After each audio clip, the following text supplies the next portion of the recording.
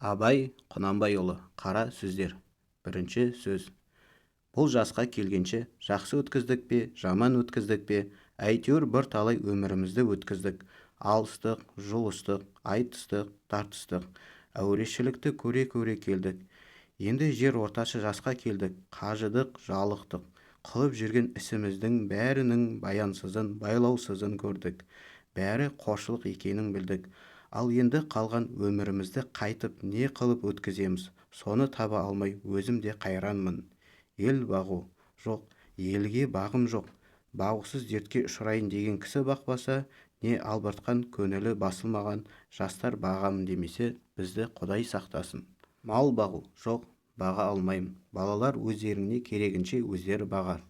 Енді қартайғанда қызығын өзің түгіл көре алмайтұғын ұры залым тілемсектердің азығын бағып беремін деп, қалған аз ғана өмірімді қор қылар жайым жоқ. Ғылым бағу жоқ, ғылым бағарға да ғылым сөзін сөйлесер адам жоқ. Білгеніңді кімге үйретерсің, білмегеніңді кімнен сұрарсың.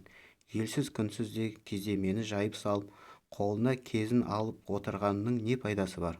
Мұндасып шер тарқатысар кісі болмаған соң, ғылым өзі бір тез қартайтатұғын күйік. Софылық қылып дін бағу жоқ, ол да болмайды, оған да тыныштық керек. Не көңілде, не көрген күніңде бір тыныштық жоқ. Осы елде, осы жерде не қылған софылық? Балаларды бағу жоқ, баға алмаймын.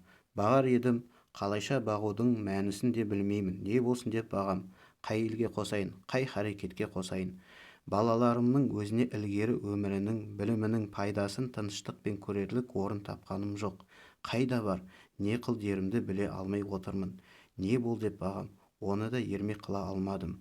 Ақыры ойладым, осы ойыма келген нәрселерді қағазға жаза берейін. Ақ қағаз бен қара сияны ермек қылайын.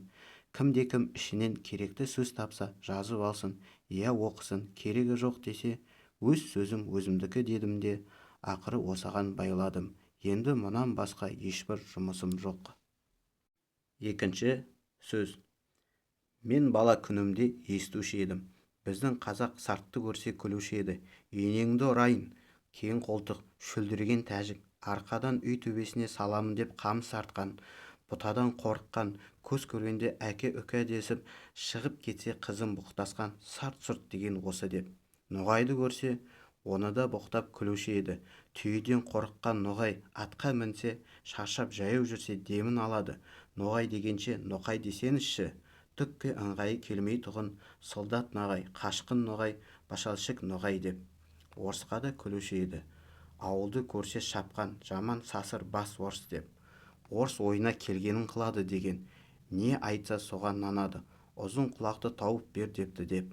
Сонда мен ойлаушы едім, ей Құдай-ай, бізден басқа халықтың бәрі ант тұрған жаман келеді екен. Ең тәуір халық біз екенбіз деп. Әлгі айтылмыш сөздерді бір үлкен қызық көріп, қуанып күлуші едім. Енді қарап тұрсам, сарттың екпеген егіні жоқ, саудагерінің жүрмеген жері жоқ, қылмаған шеберлігі жоқ. Өзі менен өзі әуре болып, бірі менен бірі ешбір шаһары жауласпайды. Орысқа қарамай тұрғанда қазақтың өлісінің, ақыреттігін, тірісінің киімін де сол жеткізіп тұрды. Әке балаға қимайтұғын малыңды кірелеп, сол айдап кетіп тұрды ғой. Орысқа қараған соң да орыстың өнерлерін бізден олар көп үйреніп кетті. Үлкен байлар да, үлкен молдалар да, ептілік, қырмызылық, сыпайылық бәрі соларда. Ноғайға қарасам, солдаттыққа да шыдайды, кедейлікке де шыдайды, қазаға да шыдайды, молда медресе сақтап дін күтуге де шыдайды. Еңбек қылып мал табудың да жөнін солар біледі. Салтанат әсем де соларда. Оның малдарына құзғын тамағымыз үшін біріміз жалшы, біріміз қос алушымыз. Біздің ең байымызды сәнің шақшы, аяғын білән пішіратырға қойған идаң түгіл, шық-сашық қазақ деп үйінен қуып шығарады. Оның бәрі бірін-бірі қуып, қор болмай шаруа қып, өнер тауып, мал тауып зор болғандық әсері. Орысқа айтар сөз де жоқ. Біз құлы көні құрлы да жоқпыз. Бағанағы мақтан, бағанағы қуанған, күлген сөздеріміз қайда?